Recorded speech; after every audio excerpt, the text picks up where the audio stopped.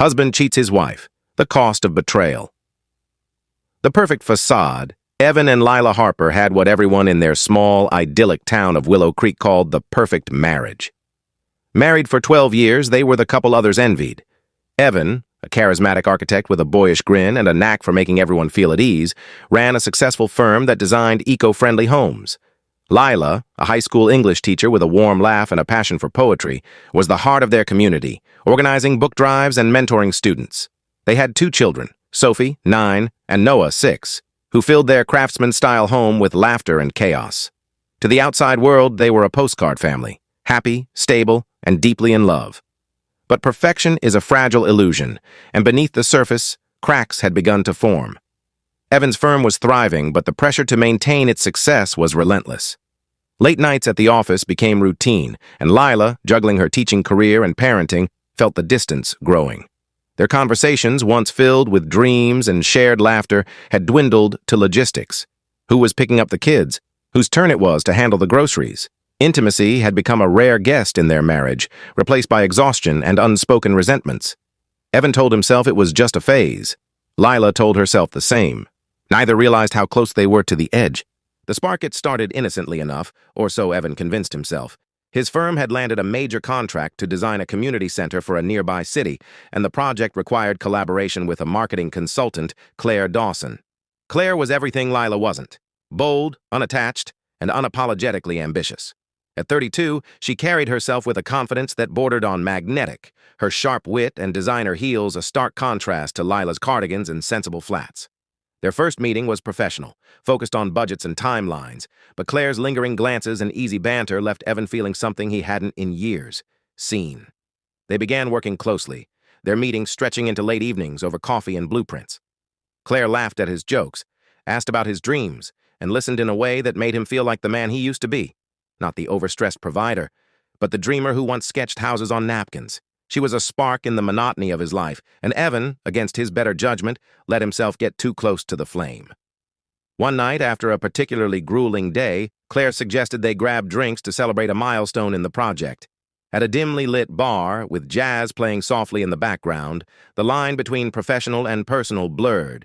Claire's hand brushed his as she reached for her glass, and Evan didn't pull away. The air between them crackled with possibility. When she leaned in, her lips soft and inviting, Evan hesitated for only a moment before giving in. The kiss was electric, a rush of adrenaline and guilt that left him dizzy. "I shouldn't," he murmured, pulling back. "Then don't," Claire said, her voice low, but her eyes held a challenge.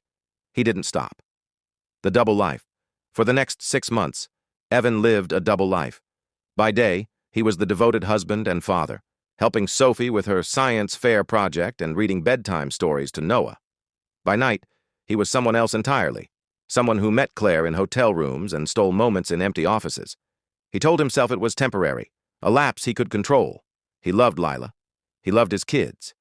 Claire was just a distraction, a way to cope with the stress that threatened to swallow him whole. But lies have a way of growing roots. Evan became an expert at deception, crafting alibis about late meetings and client dinners. He showered before coming home, careful to erase any trace of Claire's perfume. He silenced his phone, deleted texts, and buried his guilt beneath a carefully constructed facade. Yet, the more he lied, the more he felt like a stranger in his own life. Lila noticed the changes, though she couldn't pinpoint their cause. Evan was distant, his smiles forced, his touch hesitant. She wondered if it was the pressure of work or the strain of their routine. But doubt gnawed at her. She tried to bridge the gap, planning date nights and leaving love notes in his briefcase, but Evan's responses were lukewarm, his mind elsewhere.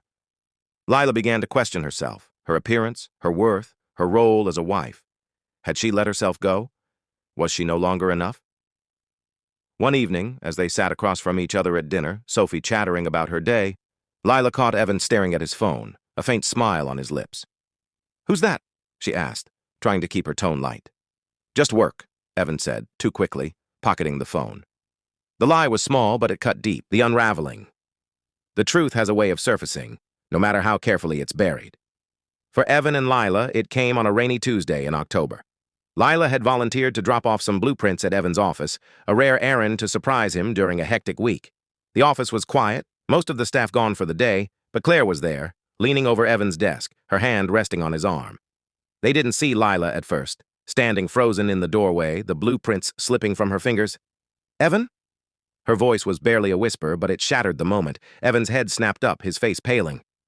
Claire stepped back, her expression unreadable. For a moment, no one spoke.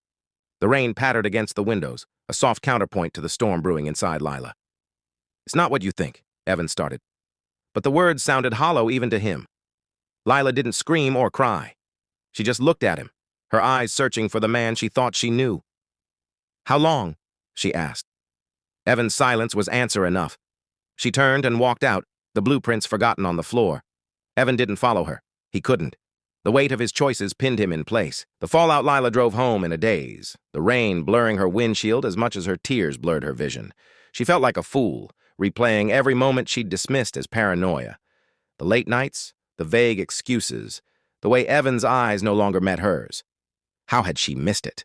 Or had she chosen not to see? When Evan arrived home hours later, Lila was waiting in the living room, the kids asleep upstairs.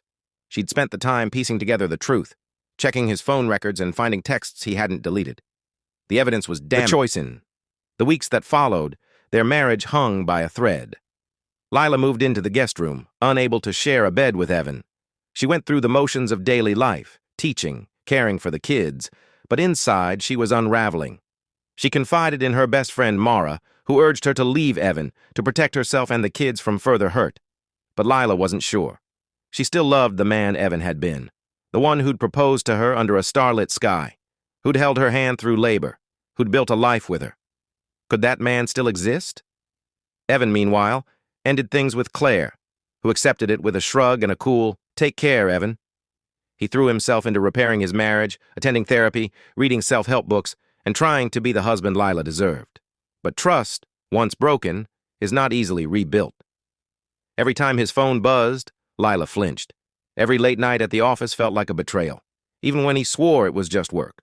They tried couples counseling, a last-ditch effort to salvage what was left. The therapist, a kind but no-nonsense woman named Dr. Ellis, pushed them to confront the hard truths. "Infidelity isn't just about the act," she said. "It's about the choices that led to it. You both have to decide if you're willing to do the work to rebuild." Lila wasn't sure she had the strength. Evan wasn't sure he deserved her forgiveness. The reckoning one evening, as winter settled over Willow Creek, Lila made her decision. She sat Evan down at the kitchen table, the same table where they'd shared countless meals, planned their future, and laughed with their children. The kids were at a sleepover, leaving the house quiet, the air heavy with the weight of what was coming. "I can't keep living like this," Lila said, her voice calm but resolute. "I've tried to forgive you, Evan. I've tried to see past it. But every time I look at you, I see her. I see the lies. And I don't know if I'll ever trust you again." Evan's face crumpled, but he nodded. "I know I messed up. I know I hurt you. But I love you, Lila. I'll do anything to fix this." Lila shook her head. "It's not about what you do now. It's about what you did. And I can't unknow it." She told him she wanted a separation. Not a divorce. Not yet. But space to figure out who she was without him. Evan agreed, though it broke him. He moved into a small apartment across town, leaving the house to Lila and the kids. The transition was painful, especially for Sophie and Noah, who didn't understand why Daddy wasn't home anymore. Lila shielded them from the truth, but their questions cut deeper than any wound. The aftermath, the separation gave Lila clarity, but it also brought loneliness. She threw herself into her work, her students, her kids, but the emptiness lingered. She started writing again, poetry that poured out her pain and anger, her love and loss. It was cathartic, a way to reclaim herself. She joined a support group for betrayed spouses, finding solace in shared stories, in knowing she wasn't alone. Evan, too, faced his demons. Living alone forced him to confront the man he'd become. He continued therapy, digging into the insecurities and pressures that had driven him to Claire. He realized his affair wasn't just about attraction. It was about escaping the parts of himself he didn't want to face. He wrote letters to Lila, not expecting her to read them, but needing to express his remorse. Months passed, and the distance between them grew, but so did their understanding. Lila began to see that her worth didn't depend on Evan's choices. Evan began to see that love wasn't enough without honesty and accountability. The crossroads one afternoon, Evan and Lila met at a park to discuss co-parenting. The kids were playing nearby, their laughter a bittersweet reminder of what they'd lost. For the first time in months, they talked without anger, without blame. Lila shared how her poetry had become her lifeline. Evan shared how therapy had forced him to confront his flaws. "I don't know if we can ever go back," Lila said, watching Sophie chase Noah across the grass. "But I miss us. The U.S. we were before." "I miss us too," Evan said. "I know I don't deserve another chance, but I'm not the man I was. I'm trying to be better." Lila didn't respond. But for the first time, the new beginning a year after the affair came to light, Lila and Evan were still separated, but they were rebuilding, not just their marriage, but themselves. Lila had published a small collection of poems, her words resonating with others who'd faced betrayal. Evan had scaled back his work, prioritizing time with Sophie and Noah, proving his commitment through actions, not promises. They weren't back together, but they were talking. They attended family events together, laughed at Sophie's quirky science experiments, cheered at game. There were moments when Lila caught a glimpse of the man she'd fallen in love with, and Evan saw the woman he'd never stopped loving. The future was uncertain, but for the first time, it felt possible. Betrayal had shattered their marriage, but it also forced them to confront their flaws, their needs, their truths. Whether they rebuilt together or apart, they were no longer defined by the lies that had torn them apart.